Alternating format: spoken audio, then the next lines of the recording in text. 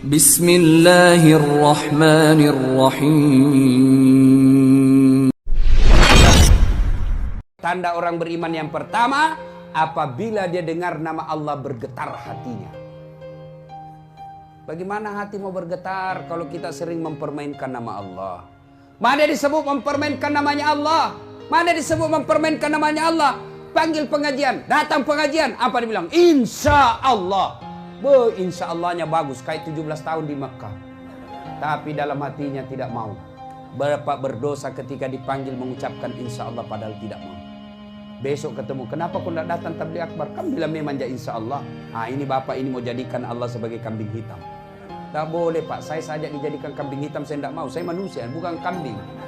Allah kita jadikan kambing hitam.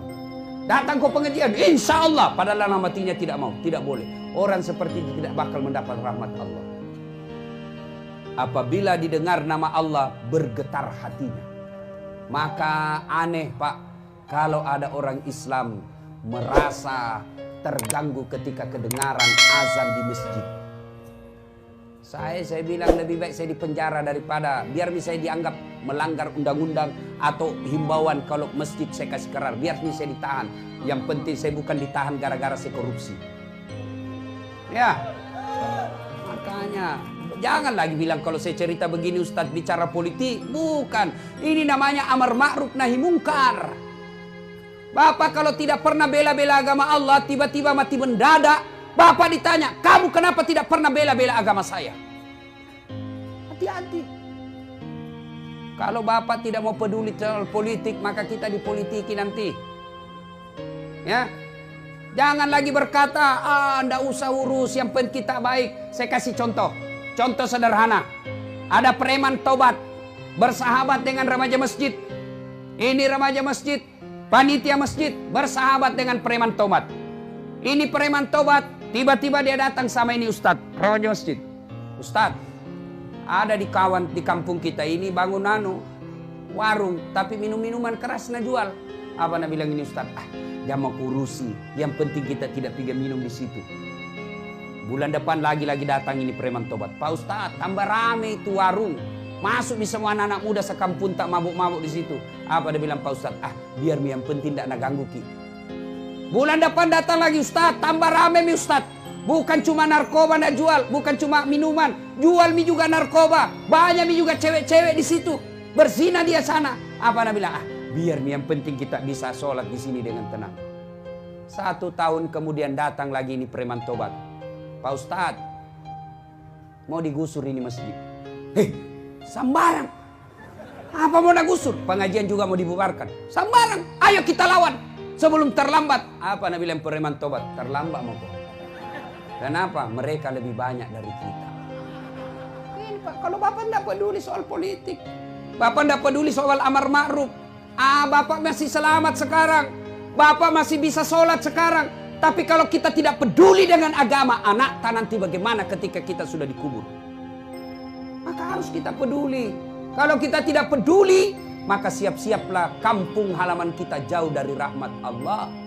Alhamdulillah bupati dan wakil bupati peduli. Salah satu diantaranya bikin tabligh akbar seperti ini.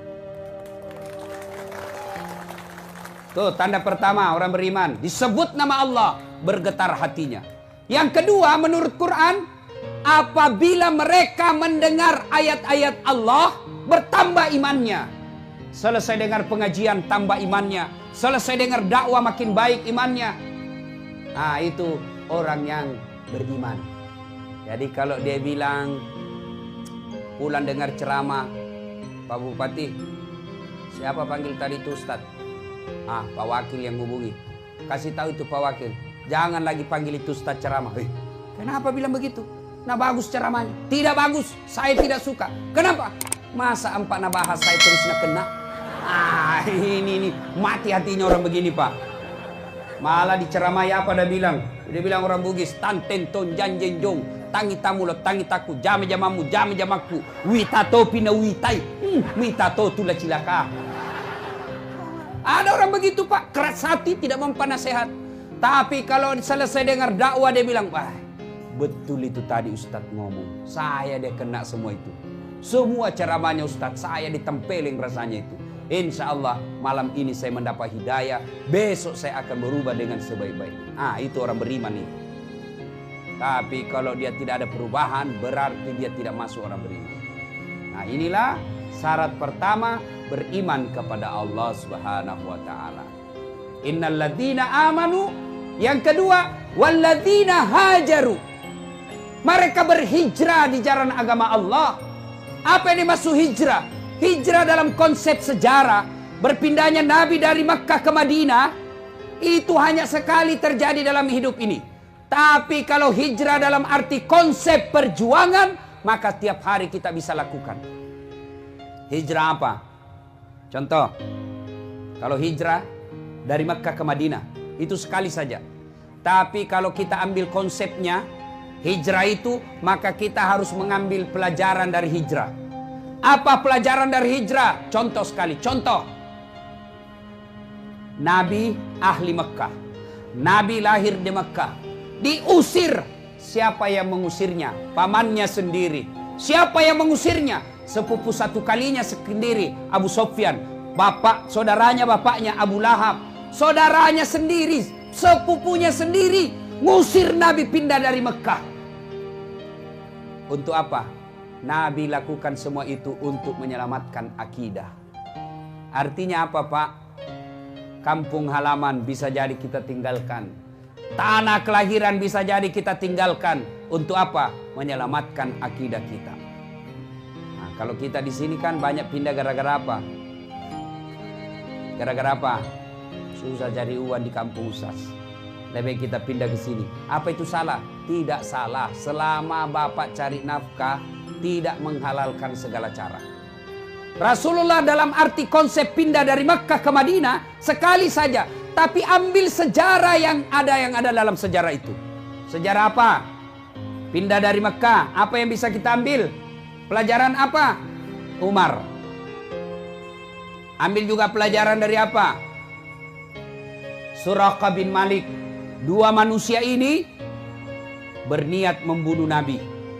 Niat datangi Nabi ke rumahnya untuk apa? Membunuh Nabi. Suraqah bin Malik mengejar Nabi dengan niat apa? Membunuh Nabi. Tapi apa yang terjadi? Dapat hidayah, pulang ke rumahnya dalam keadaan sudah beragama Islam. Sebaliknya kita banyak orang Islam, keluar rumah dalam keadaan Islam, pulang membawa murka Allah. Kenapa? Pulang bawa barang haram, maling, nyuri, korupsi, nyogok, nipu. Itu hati-hati. Ada di sini? Ada? Biasa yang bawa pulang barang haram itu pedagang. Kok bisa, Ustadz? Ya nipu pembeli. Terutama misal penjual beras. Ada penjual beras? Banyak. Hati-hati, jangan sampai Bapak tulis 2 kilo padahal tidak cukup 2 kilo.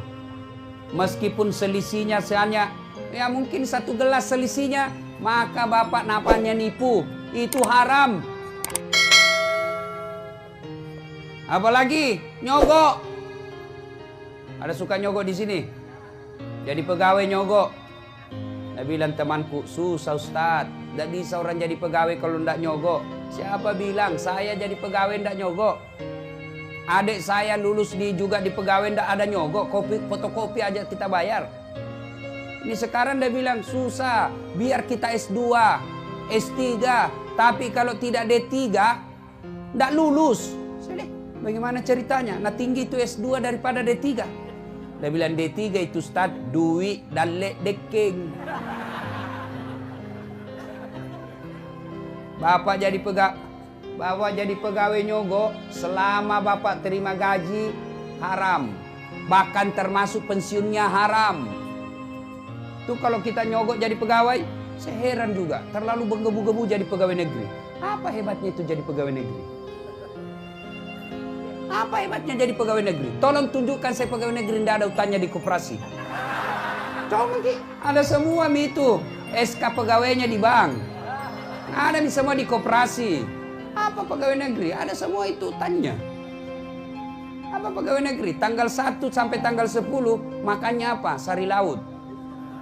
Tanggal 11 sampai tanggal 20 turun mie sedikit. Sari mie. 20 21 sampai 30 Saridon. Oh, segi kepala. Gaji habis, cicilan belum lunas. Apa itu? Gali lubang, tutup lubang. Kalau ada pegawai negeri di sini mobilnya harga 500 juta, pasti korupsi. Kecuali ada kebun sawitnya. Beda. Bapak, saudara-saudara sekalian. Nah, kita ambil hikmah dari itu. Hijrah itu pindah. Pindah dari yang dilarang menuju yang diperintah Allah. Bahasa sederhananya, hijrah itu taubat. Ada enggak orang di sini tidak punya dosa? Ada di sini tidak punya dosa? Semua kita punya dosa. Nih, satu kisah. Kisah ya. Ada anak muda, preman. Banyak sekali orang dia bunuh. Begitu dia dengar taubat, anjuran untuk bertobat, dia datang ke rahib. Pendeta lah kalau zaman dulu, belum masuk Islam waktu itu. Dia datang ke Pak Rahib, pendeta. Pak Pendeta, kira-kira diampuni dosaku? Nah bilang ini pendeta, rahib. Apa dosamu? Nah bilang saya ini pembunuh, 99 orang kubunuh. Banyaknya itu. Kau tidak bakal diampuni, kamu orang busuk. Marah ini anak muda karena jengkel, dia tikam juga itu orang. Tapi dia tidak putus asa. Dia datang lagi ke pendeta yang lain. Pak Pendeta, diampuni dosaku. Dia bilang, ada pada dosamu. Dia bilang, tadinya 99 orang kubunuh. Tapi ada lagi di sana kasih jengkel kak.